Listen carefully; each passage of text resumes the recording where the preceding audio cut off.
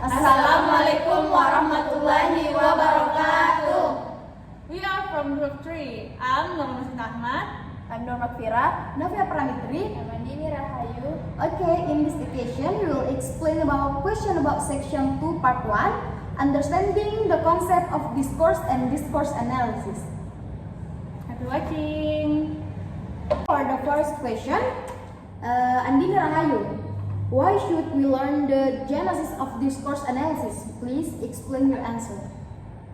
Okay, because it refers to the definition of genesis itself, which is the origin or the beginning of something.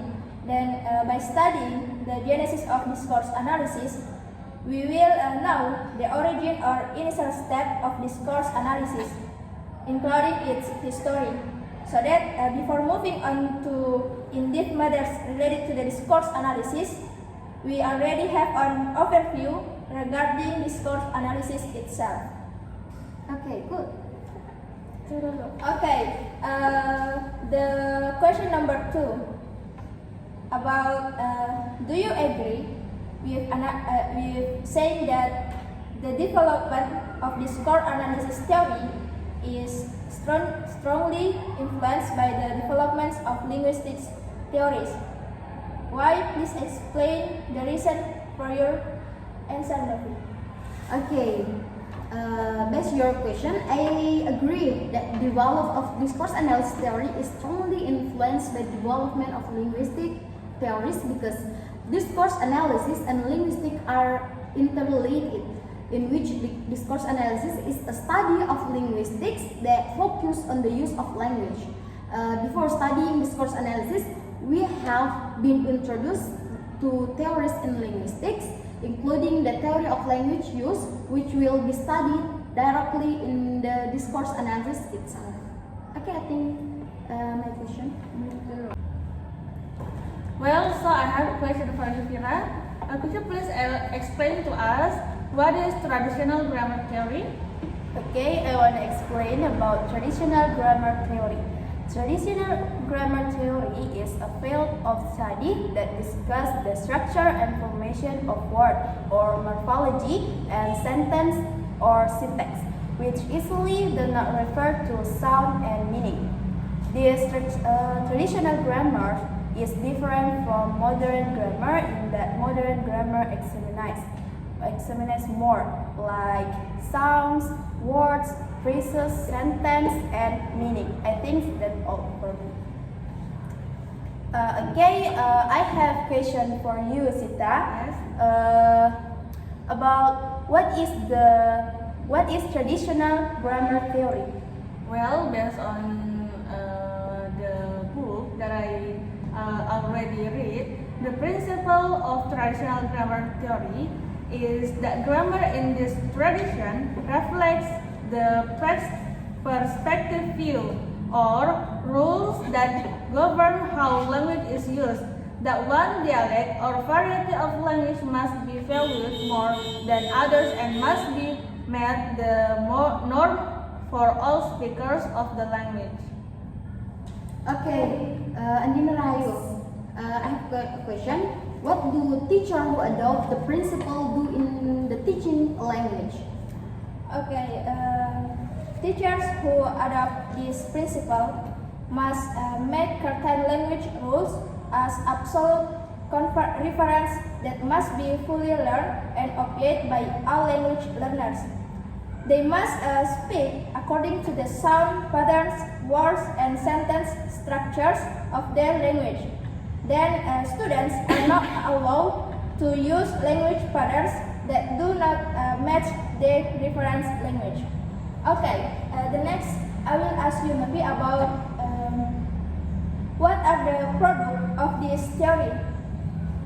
I will answer your question. The product of this theory is one of the most powerful grammatical works of product is Lidley Murray's entitled Murray's English Grammar, which was first published in the 18th century. The book was continuously updated in new edition over the year and continued involved of the 18th century and was still popular in the when linguistic theory began to turn to Chomsky theory of grammar generative. I think. Well, next I have a question for you, Fira. What is the main shortcoming of this theory? Okay, the main shortcomings of this theory is in the perfective approach. Lots linguists believe that teaching language using this approach does not strong enough to develop the learner's knowledge and language skills because the focus is limited to the language of the reference language, which is standard, so that consequently making the language knowledge of the learners isolated by components of the standard or reference language. I want to ask for you about what are grammar translation method and its relation to traditional grammar theory? Well, grammar translation method is a way of studying a language that approaches the language first through the trial of these grammar rules, followed by application of this knowledge to the task of translating sentences and text into and out of the target language. The relation between the grammar translation method and traditional grammar theory is that the scope of study is almost the same because the main focus of these two types of grammar is how to produce sentence correctly according to the rules, how language is structured, the unit of analysis are both sentence, and the last is the level of language is at the syntactic level. About structuralism theory. What is structuralism theory and what does the Saussure say about the structural of language? What do you think about that topic? Okay, I think structuralism theory is oriented towards mastering language skill as a whole system. And Saussure said and believed that people or human speech language can only appear because there is language or the ability of collective language. I have a question. What are the main principles of this theory? There are three the main principle of this theory. The first is about structuralism puts spoken language. The second is about structuralism employs descriptive approach. And the last is about structuralism requires learners to learn language skill as unified system as a whole. Okay, good. So I have a question for you, Fira.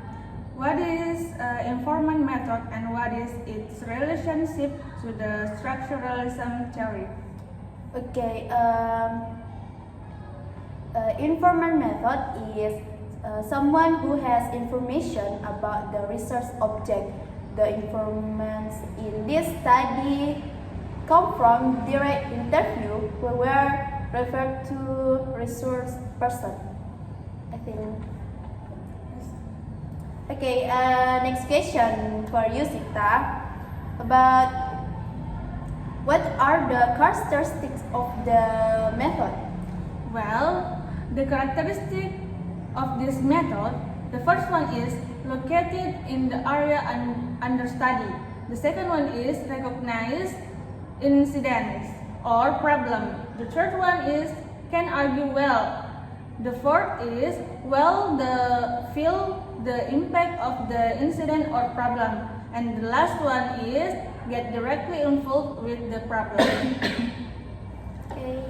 And then I already have a question for you.